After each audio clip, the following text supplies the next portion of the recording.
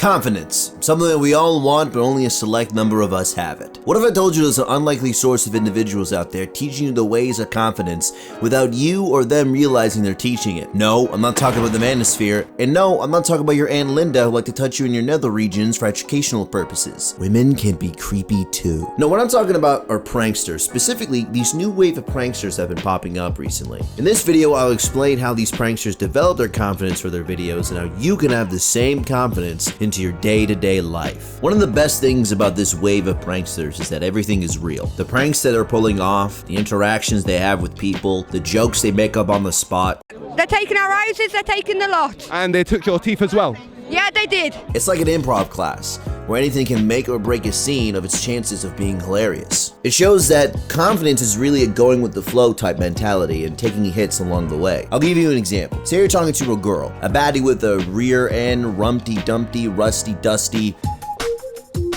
You muster up any form of courage to go and talk to her. Whatever the outcome happens, it's a win. She rejects you, congratulations. You develop a little immunity to rejection. She's into you, congratulations. You have her number. No, seriously, take pride in that. I didn't expect you had it in you. Have you seen yourself? Good God almighty. There's no situation where you don't come out on top. Unless she calls you a creep, calls 911, you get arrested for a crime you didn't commit, you go to court for said crime, you get a crappy plea deal, and now your new cellmate rhymes with rumty and likes to play with holes. But besides that, you're still winning. Now, hold on. There are still a couple of other ingredients when it comes to confidence, which one of them is that of practice. Practice is an old-fashioned method that still works today. You don't always have to go too hard when it comes to practice. Contrary to popular belief, the range of how you practice doesn't matter. It's just the consistency on how you do it. And with confidence, you can just practice on anyone. You can have a conversation with a random stranger that could be drier than Ben Shapiro's sex life, to giving somebody a random compliment that doesn't have to be true. Hey, I just want to say that you were great out there on the dance floor. You were moving your feet like it was nobody's business. And your hair? Woo-wee. I mean, just look at it. Some of your favorite prank creators even had this problem.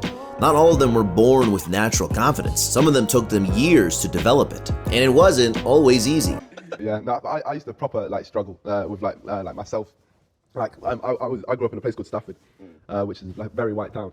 And at 9 years old, someone called me the N-word. At 9 years old, I was bullied out my first school. So me being black was like the first insult which people would say.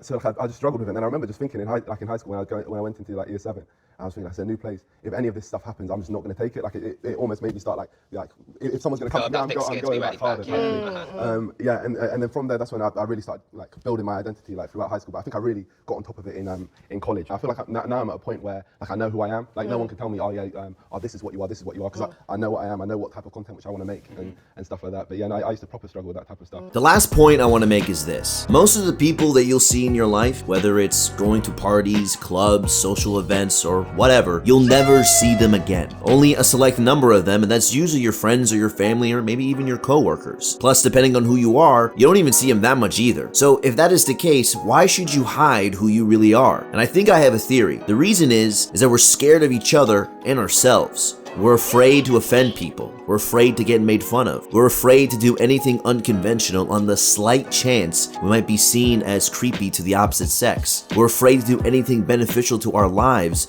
because it ruins our comfort, and we're afraid of change. We focus so hard trying not to be the bad guy in front of everybody, being agreeable, being too nice, that you end up having no personal confidence. An NPC. And you don't want to be an NPC. Those are only reserved for a bunch of hookers in the face when you're having a stressful day. It's also probably why most women don't like simps, because they're essentially NPCs with a heart-on. I'm not saying stop being kind, nice, and respecting others. Please continue all of that. But you don't have to lose yourself along the way in order to do that. I have no idea how to end this video, so I'll say this. In summary, the reason why these new era of pranksters are so confident is because they realize that the world is scary, but they don't let the world scare them for being who they are. And they accept themselves for who they are and whatever arsenal they have at their disposal to make a life worth living. You gotta live life a little bit. Jump a few fences, ding dong ditch a few houses, get the cops called on you once or twice. Don't get arrested. Life's all about adventure. You know, you don't want to sit inside and play video games all day long. You want to go out there and